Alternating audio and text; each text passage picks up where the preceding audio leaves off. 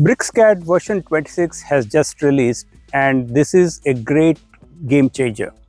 BricsCAD started off as an alternative DWG CAD platform but is today much more than that.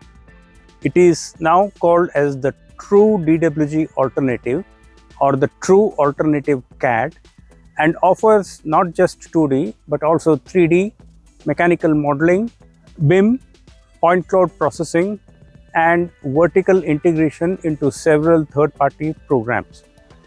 BricsCAD is a software from Hexagon and comes from BricsSys, which is based out of Ghent in Belgium.